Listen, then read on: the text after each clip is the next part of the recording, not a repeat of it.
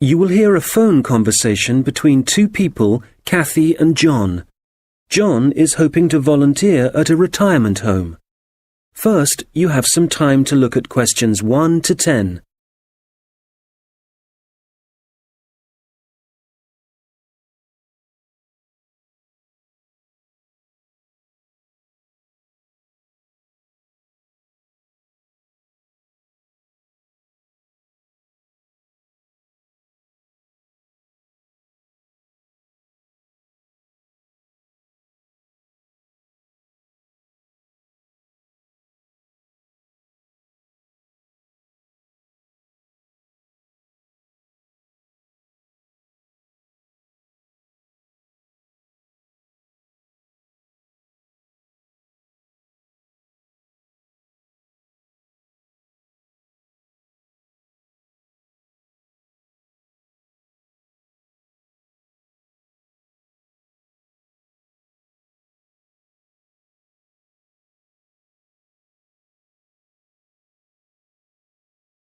Hello, Hilary Lodge Retirement Home. Kathy speaking. Hello, my name's John Shepherd. Could I ask if you're the manager of the home? That's right. Oh, good. Hello, Kathy. A friend of mine is a volunteer at Hilary Lodge, and I'd like to help out too, if you need more people. I work part-time, so I have quite a lot of free time. We're always glad of more help, John. Shall I tell you about some of the activities that volunteers get involved in? Please. Well, on Monday evenings, we organise computer training.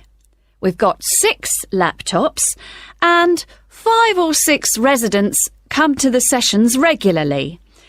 They're all now fine at writing and sending emails, but our trainer has just moved away, and we need 2 or 3 volunteers who can help the residents create documents. Just simple things, really. I'd certainly be interested in doing that. Great!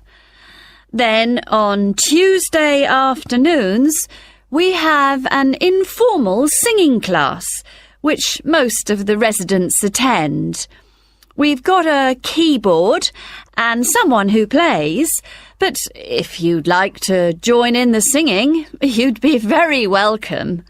I work on Tuesdays at the moment, though that might change.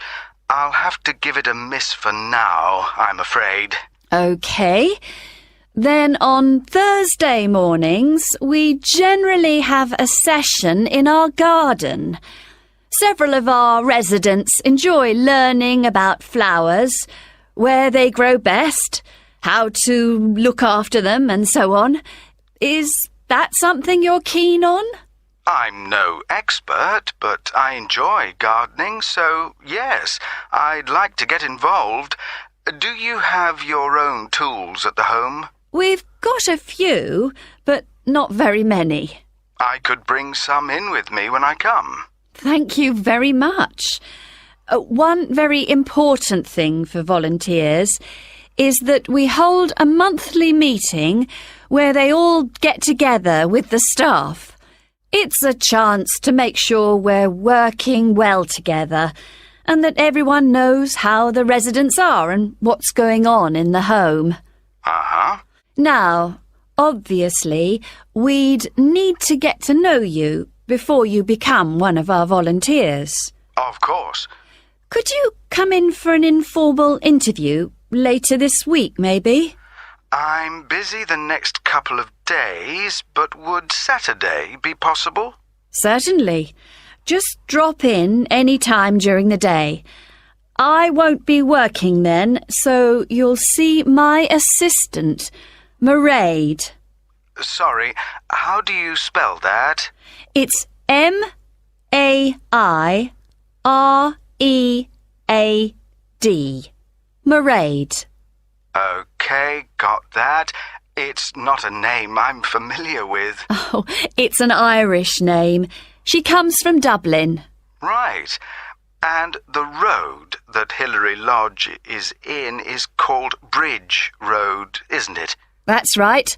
Number 73. Fine.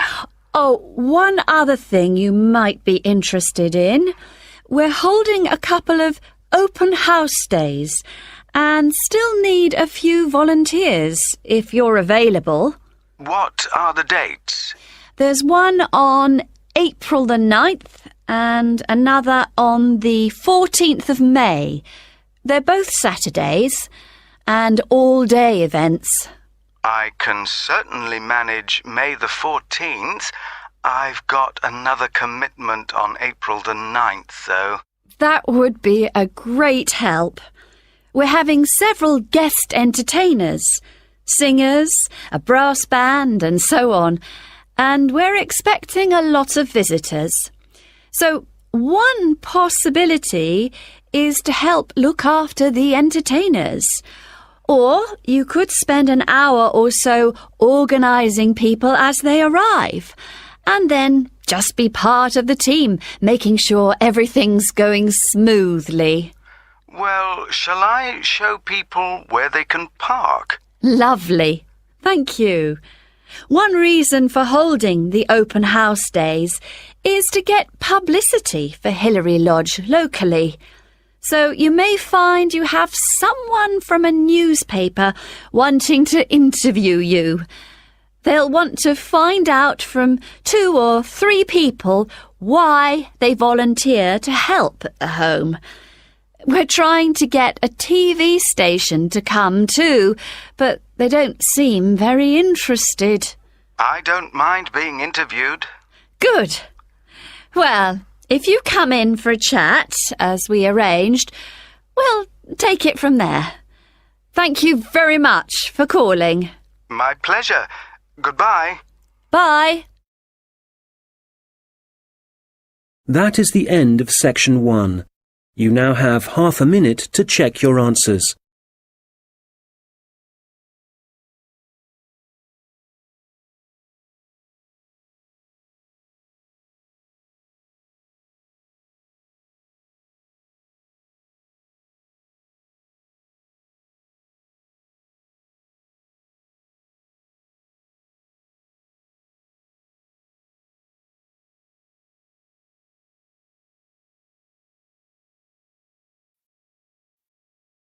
Now turn to section 2.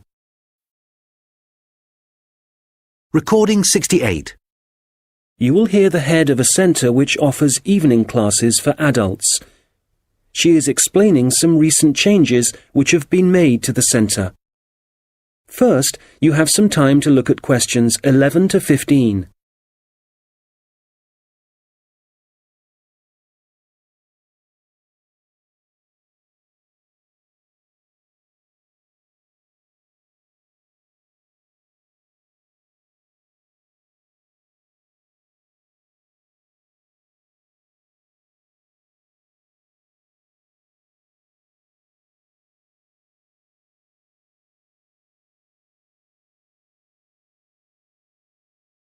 Hello. As some of you know, I'm Elaine Marriott, the head of the college's Learning Resource Centre. We've invited all of you taking evening classes and leisure activities to come and see the changes we've made to the centre in the last month. One major change we've made here on the ground floor is to the layout, as you can see from looking around you. I'm sure you'll recognise the desk. That's still in the same place, as it has to be just inside the door. But you'll see that there are now periodicals on the shelves in the corner behind the desk. We've brought them nearer the entrance because so many people like to come in just to read magazines. We now stock a far wider range of periodicals than we used to, so we've decided to separate them from newspapers. This means the newspapers are now just the other side of the stairs, near the study area. Now, another thing is that we've brought the computers downstairs. People used to complain about having to go upstairs to use them. So they're now at the far side of the building on the right, in the corner overlooking the car park.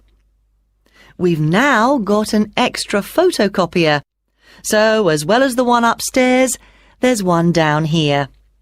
You can see it right opposite the entrance, by the wall on the far side.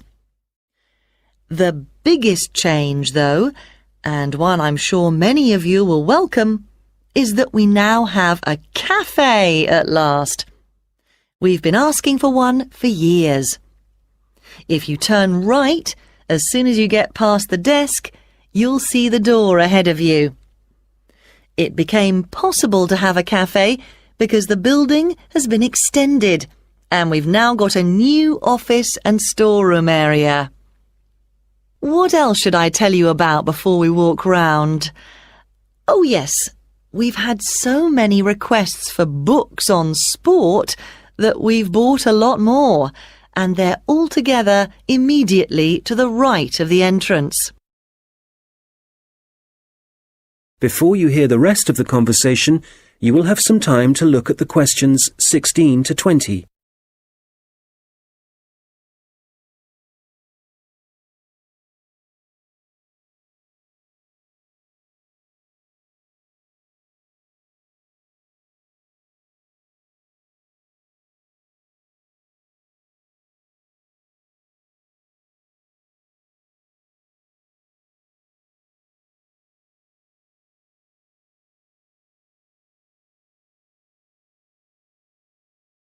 Now listen and answer questions 16 to 20. OK, that's enough on the new layout. We'll walk round in a moment, but before we do, something about the people who are here to help you. Of course, all the staff will do their best to answer your questions, but now we're each going to specialise in certain areas. So, if you ask a staff member about something and they don't think they can help you enough, they'll direct you to our specialist.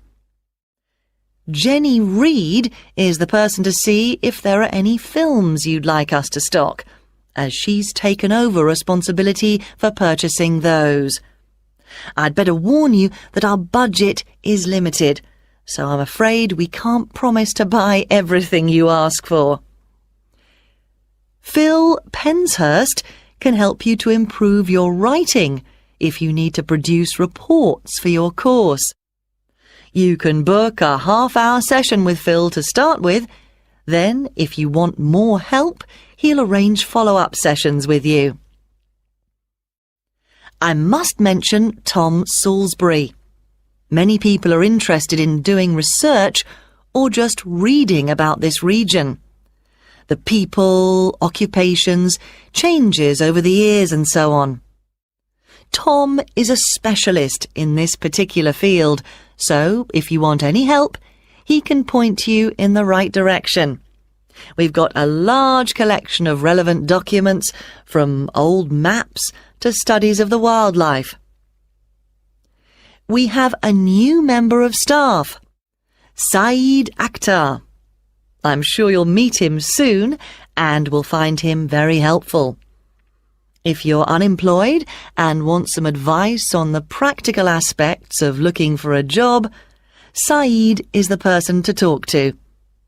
He's also written a very useful book on the subject, which of course we've got on our shelves. Many of you will know Shilpa Desai, who's been working here for about 5 years. Shilpa now has the additional responsibility of giving information and advice on anything to do with housing, such as finding out what's available or whether you're eligible for financial help. Right, well, that's quite enough from me. So let's walk round the library. That is the end of section 2. You now have half a minute to check your answers.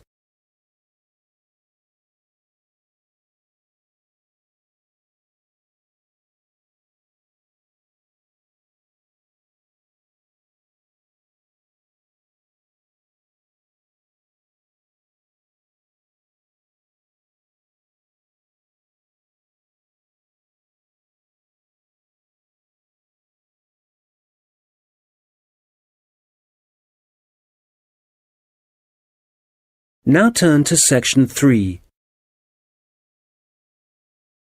Recording 69. You will hear a tutor and a student discussing a project the student is working on.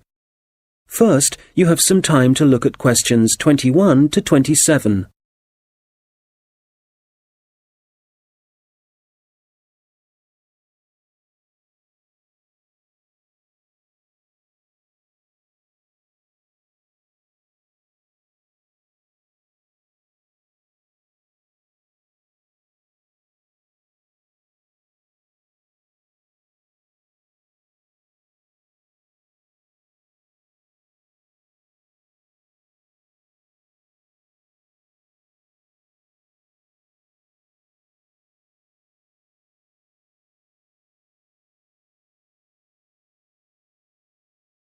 Right, Stuart.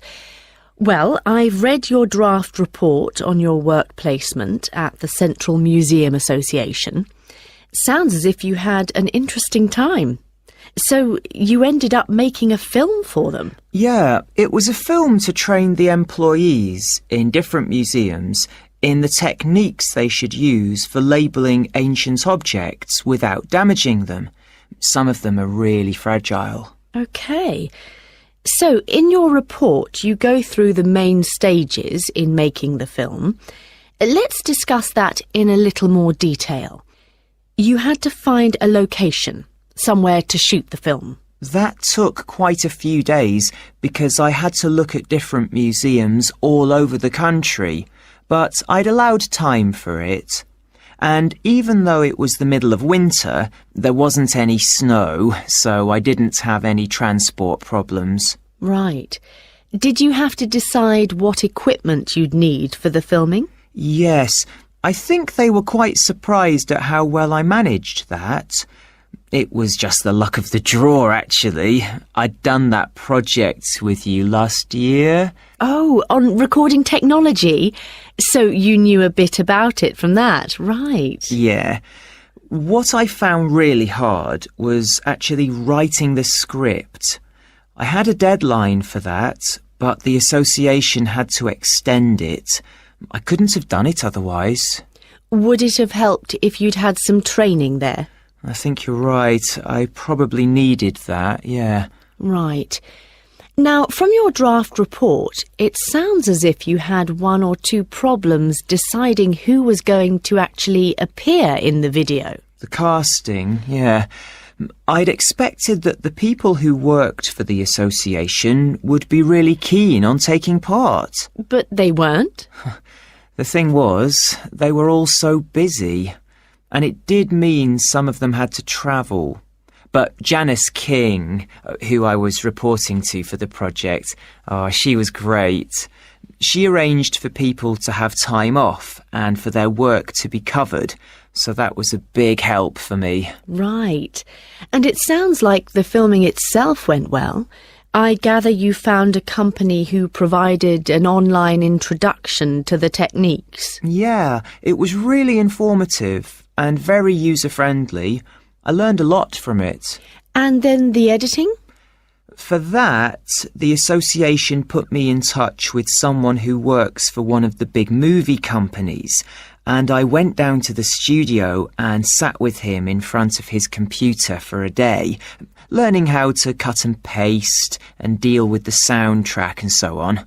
So was that all? No, I didn't include this in my draft report, but I had to design the cover for the DVD as well, the lettering and everything. Have you done any of that sort of design work before? No, but I did a rough draft and then talked it through with a couple of my mates, and they gave me some more ideas. And when I'd finished it, I showed it to the people who worked at the association, and they really liked it. Excellent.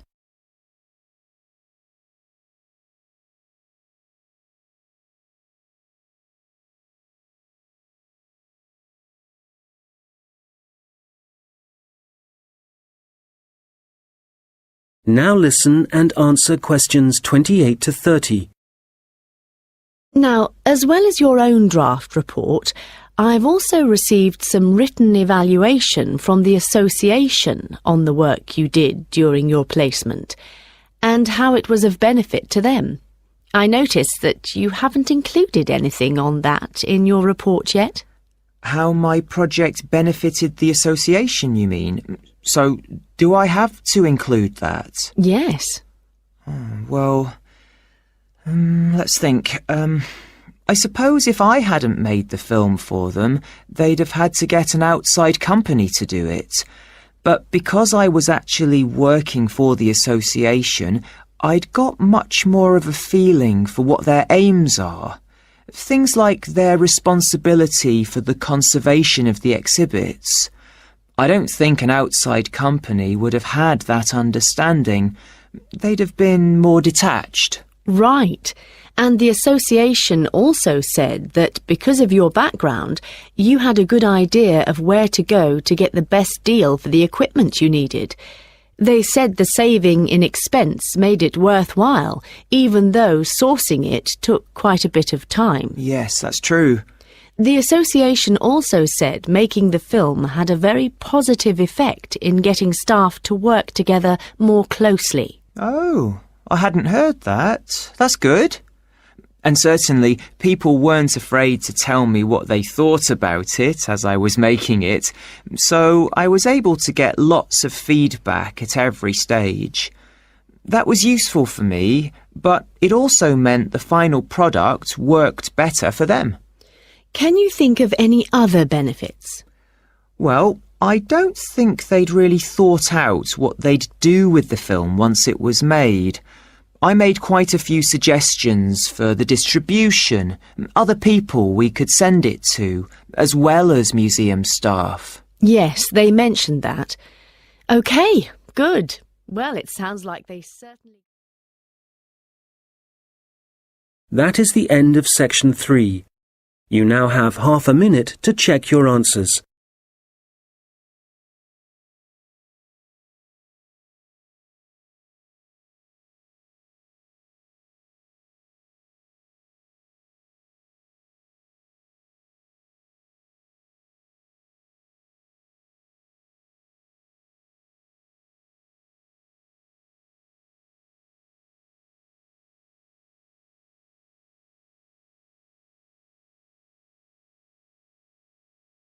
Now turn to section 4.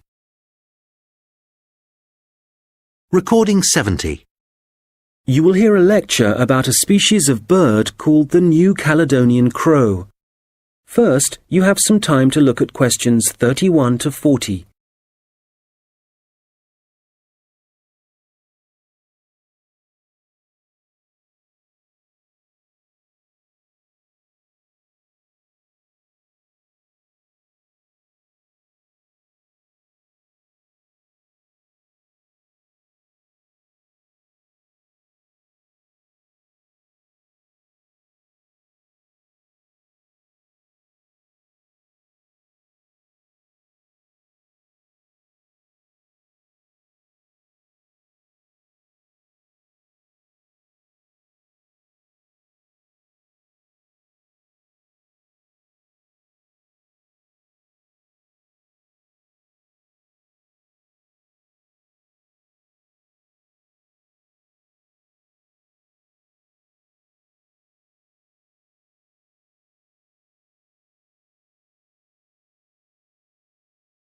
Now listen carefully and answer questions 31 to 40.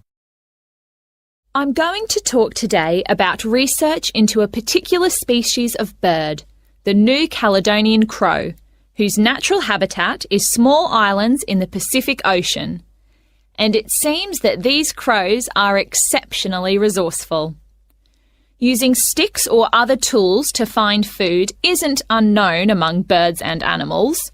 Some chimpanzees, for example, are known to bang nuts on stones in order to break the shell and get at the edible kernel inside.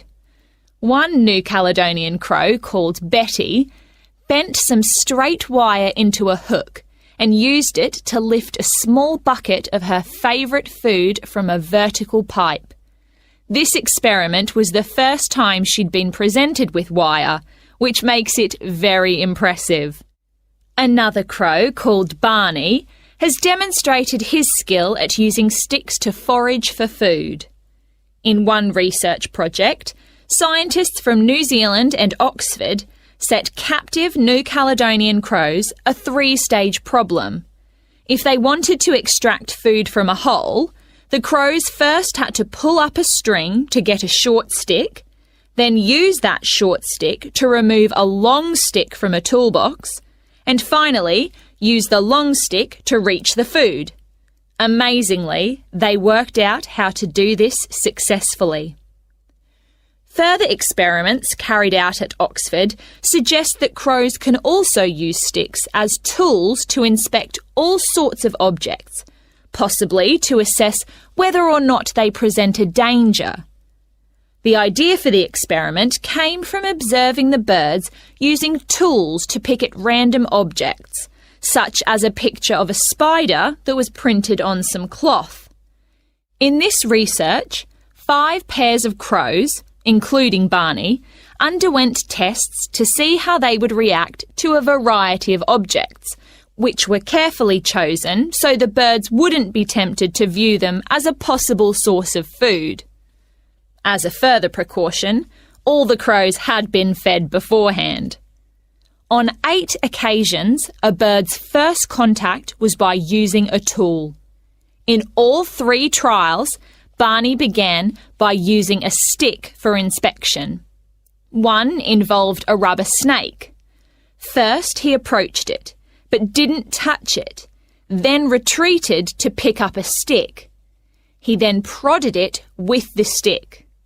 After some more investigation, he discarded the stick and carried on pecking at the snake more confidently, apparently convinced that it wouldn't move. In other experiments, 2 different birds, called Pierre and Corbeau, also made a first approach with tools on 3 separate occasions. Pierre used a short piece of wood chip to touch a light which was flashing, and Corbeau was seen prodding a metal toad with a stick. Significantly, the crows tended to use the sticks only to make their first contact with the object. Subsequently, they either ignored the object or dropped the tool and pecked at the object, which is very different from using the tool to get access to food.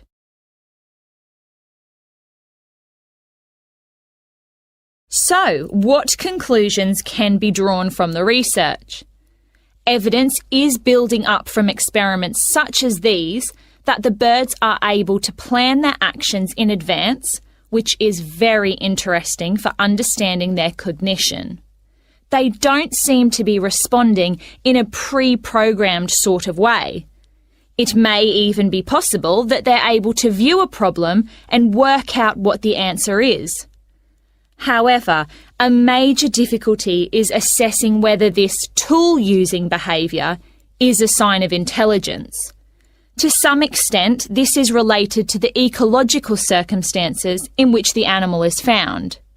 So, scientists want to find out much more about how the crows behave in their native habitat, and a team from Exeter and Oxford universities is carrying out research in New Caledonia. They're looking into whether the birds' way of searching for food gives them any possible evolutionary advantage. The birds are hard to observe, as they live in a region of mountainous forest, so the researchers have attached tiny cameras to the tails of some birds as one method of investigating their behaviour. The birds are masters at using sticks to find their food, in particular beetle larvae from the trees. It's possible that the birds can derive so much energy from these grubs that they only need to eat a few each day. This would mean that they wouldn't have to spend most of their waking time searching for food, as most animals do. The beetle larvae have a distinct chemical makeup, which can be traced through the feathers and blood of birds that eat them. Scientists have collected samples from crows in order to estimate the proportion of larvae in their diet. They should then be able to gauge the extent to which individual birds depend on using sticks to feed themselves. We have learnt a great deal about the ability of New Caledonian crows to use tools, and some very interesting research is being carried out into them.